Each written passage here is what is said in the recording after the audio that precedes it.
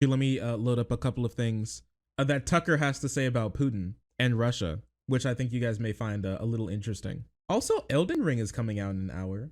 The saddest thing is because of this war, many Ukrainians will not be able to play Elden Ring. Probably one of the saddest things. Well, at least at the moment. So this part of Tucker's speech that he gave the other day was reposted by RT, but with Russian subtitles, because they really wanted Russians to see what Tucker had to say. It was so important. It was so important and was so pro-Putin that they had to repost it for them. Since the day that Donald Trump became president, Democrats in Washington have told you have a patriotic duty to hate Vladimir Putin. It's not a suggestion, it's a mandate. Anything less than hatred for Putin is treason. Many Americans have obeyed this directive. They now dutifully hate Vladimir Putin. Maybe you're one of them.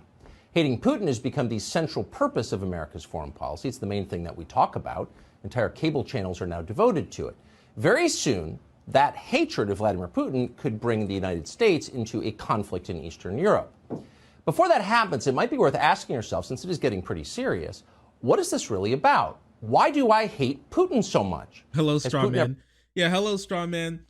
See, ever since Democrats have come around, they've been like, man, Putin sucks. But does Putin really sucks? Think about that a little bit next time, guys. It may just be total cringe. Who knows? Who knows? What a fucking piece of shit, dude. I don't know. I guess like ever since Donald Trump came around, they've been like, man, we gotta be on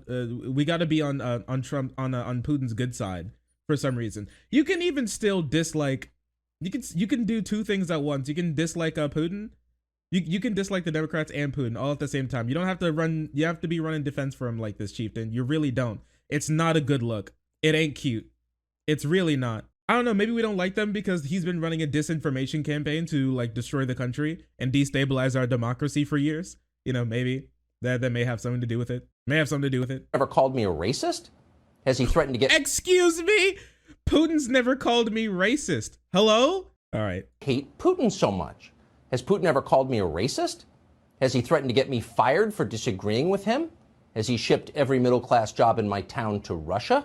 Did he manufacture a worldwide pandemic? Well, he wanted them to... What the fuck am I listening to? Is Putin the Democrats? No, so we shouldn't hate him because we only hate the Democrats here. Isn't that right, boys? Ain't that right, boys? Haha. That wrecked my business and kept me indoors for 2 years. Is he teaching my children to embrace racial discrimination? Is he making fentanyl? Is he trying to... Is he making fentanyl? He tried to destabilize our democracy. If that's like not enough for you, I guess. I think that's pretty bad, but that may just be me. Snuff out Christianity. Does he eat dogs? Snuff out Christianity. These are fair questions, and the answer to all of them is no. Wait, what did you say? Is he trying to snuff out Christianity? Does he eat dogs? Yo, dude, yo. He's like, at least they're not, he's unironically like, at least they're not those stinky Chinese. Because like his crusade has not been against Russia, it's been against China. How we're going to be speaking Mandarin in like a couple of years. That's his real problem. Holy shit. He's just gone complete fucking mask off. That shit's insane to me. That shit's literally insane.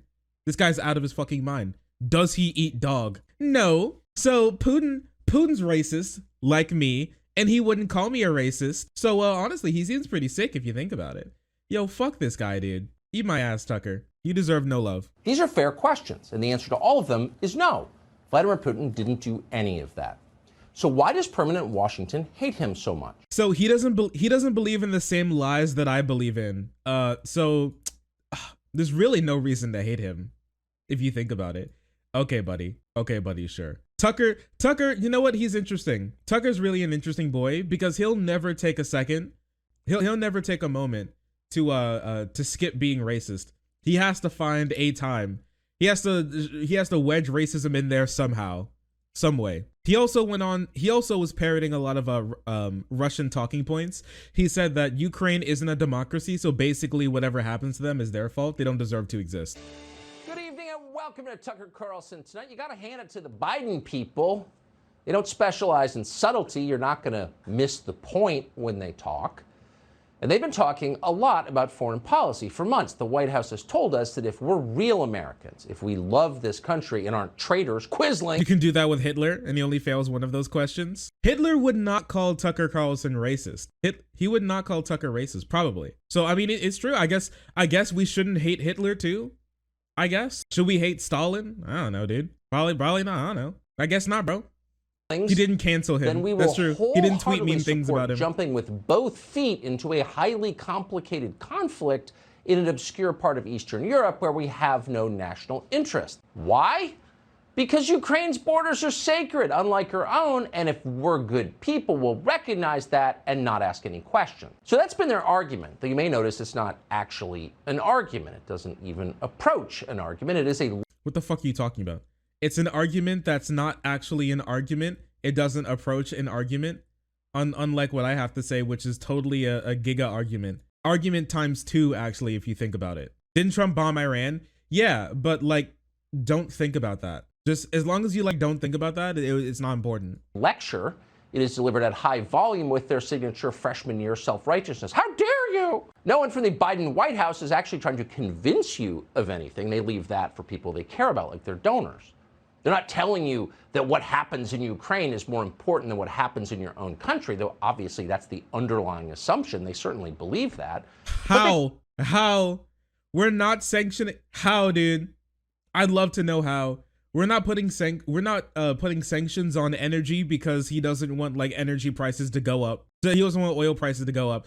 As one country is literally destroying another one, we're not putting sanctions on them specifically because we don't want gas price go up. But okay, I guess it's but I forgot we're watching Tucker, so it's not like the truth really matters any. They can't say it out loud. They rarely say anything they mean out loud. What they do and what they're doing now is they just yell at you about everything. Shut up, prole!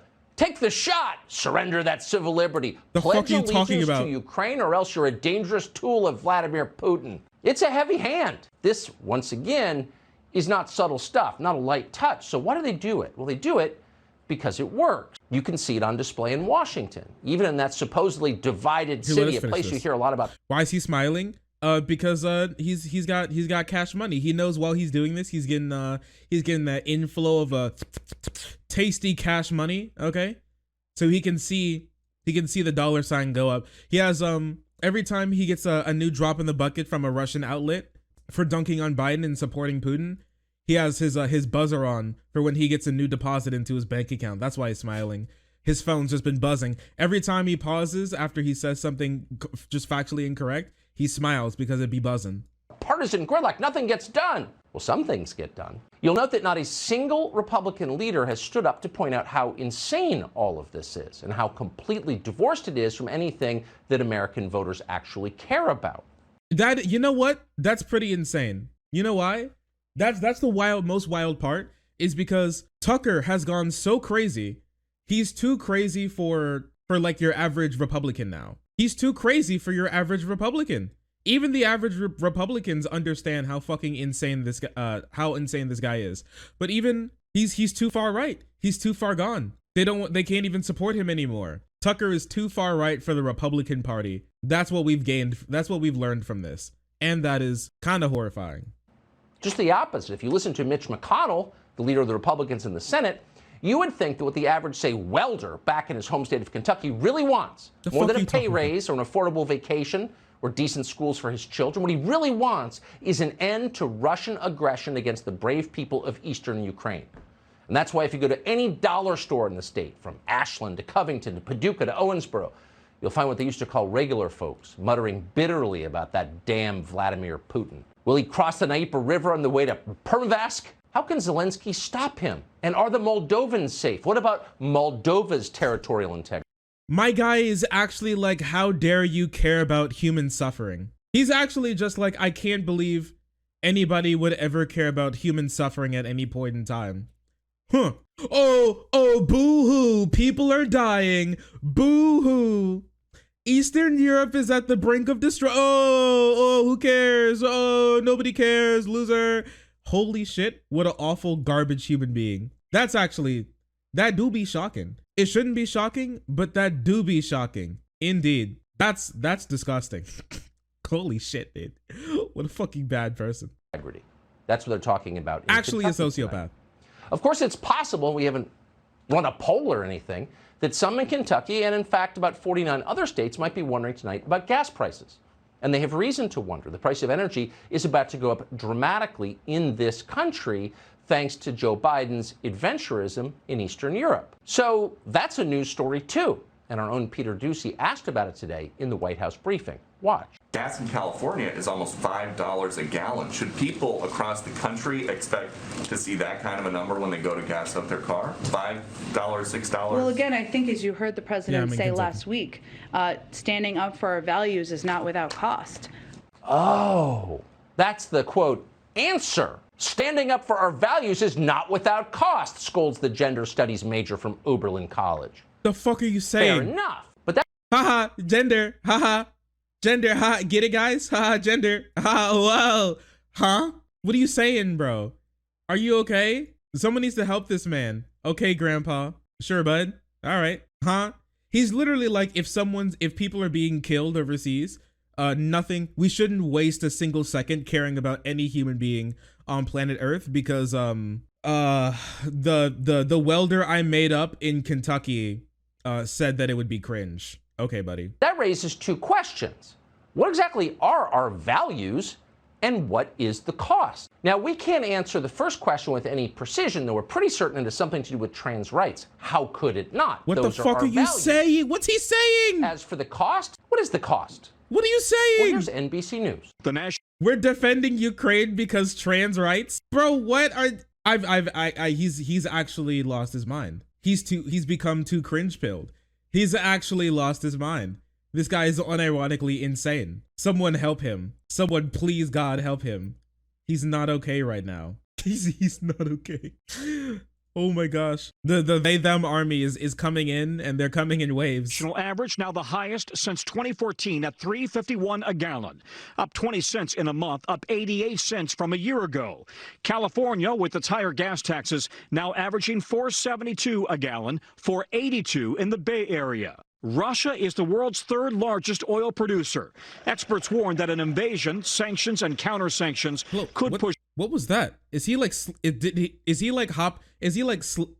down a Slurpee? Did you hear that? Sir, experts warn that an invasion, sanctions, and what was that? What's that sound?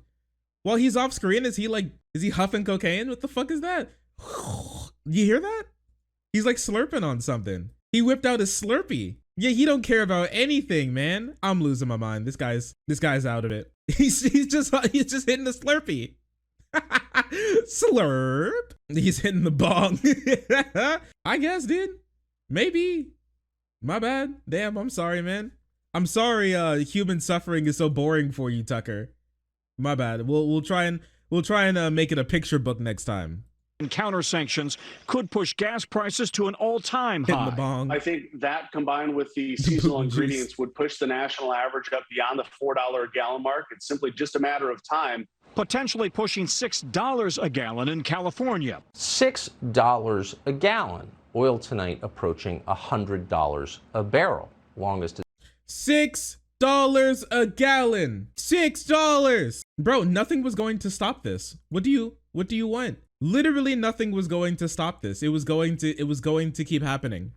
$6 a month. $6. And I ain't heard nobody talk about $6. And just California?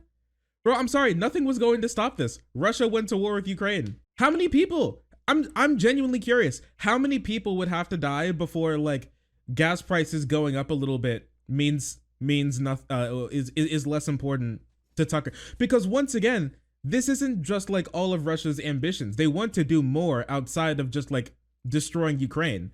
Like NATO allies are going to be at fault. If Russia decided to start killing, just like start nuking countries across Europe, would Tucker be like, as long as gas prices stay low? I think it's not our place to really care. Holy shit, what a horrible person. Capital over people. Yeah, this is the pure money over people. We've done it.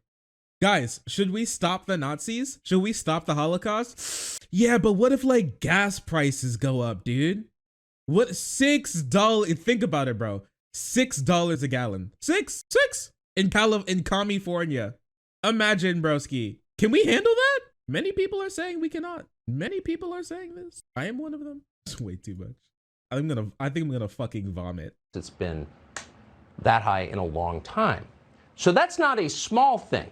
And it doesn't just apply to you if you drive a car. If you purchase any physical object, it's almost certain that object had to be driven to you by someone who burns gasoline. So the price of everything is about to rise. And in a country that just beneath the surface is a lot poorer than it looks, that's not a small thing.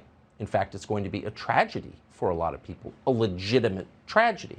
So if you cared about the people you governed, that would not be something you'd blow off with a flip of the hand as the cost of our values. You'd care. What you certainly wouldn't do if you wanted to preserve domestic stability is make it very, very obvious that you don't care. We'd be killing people, but that's okay. And yet that's exactly what they're doing. They're telling you right to your face, we don't care. Watch this guy on CNN. Will there be additional economic pressure on Americans and people around the world if we stand up to aggression? Yes.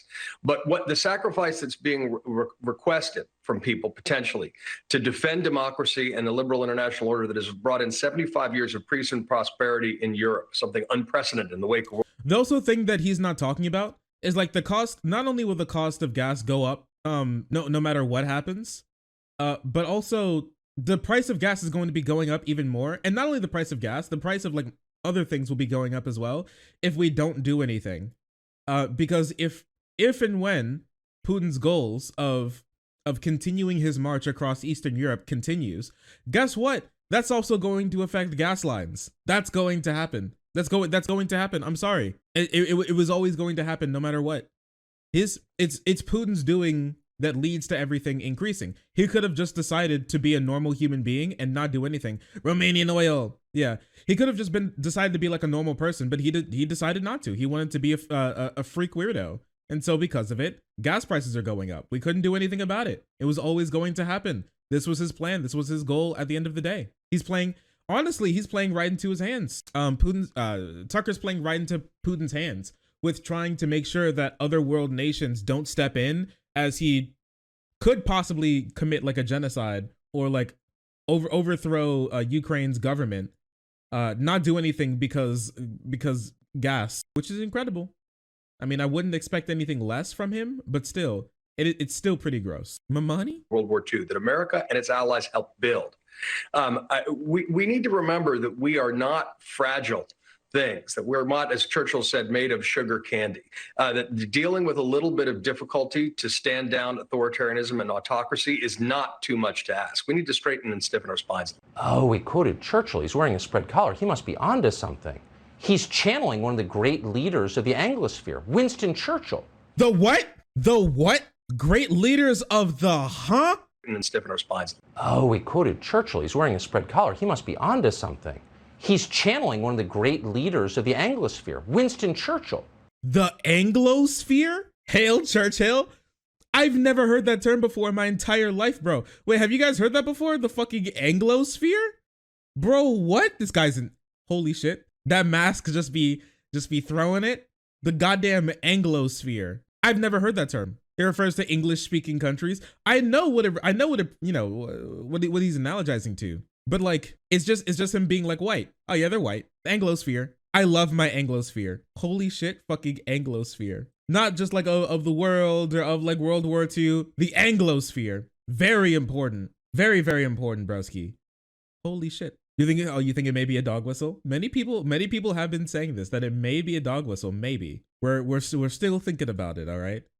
We're still trying to put the pieces together about if it is or not. He couldn't even just say the West. Yeah, he's moved on. Saying the West has been too normie pilled. So now he has to move on to a new term, my Anglosphere. All right. A couple questions. How are we defining liberal democracy? How are we defining international order? How are we defining sacrifice? None of those terms are ever defined, but it's the last one that they spend the least amount of time on. Sacrifice, because of course the sacrifice will be yours. It will not be theirs. The person you just saw speaking lives in a duplex in New York City that was once owned by the Astor family. We know that because he invited a New York Times reporter and a... Owned by the who? The Astor family? Wait. The what? The Astor family? Who's the Astor family? Astor family achieved prominence in business society, political in the United States and the UK in the 19th and 20th century. John Jacob Astor, place of origin Germany. Well, is this like conspiracy pilled or something? I was thinking that this may be anti-Semitic too. It may be, maybe. I've just never heard of this shit before, but okay then. The official Twitter account, pinned 13 hours ago. What this? Hey people, let's demand Twitter to remove Russia. There's no place for the aggressor like Russia in Western social media platforms. Make no mistake, Ukrainians will prevail. Fight for freedom, stop Russian aggression. Incredible. Photographer into his home to brag about how rich he is. Now, there's nothing wrong with being rich, but if you are, it's probably unwise to give the back of the hand to people who aren't, and to tell them, yes, you're getting a lot poorer, but that's okay because it'll make me feel better about myself. That posture over time is more corrosive of social cohesion, in fact, of democracy than maybe any other.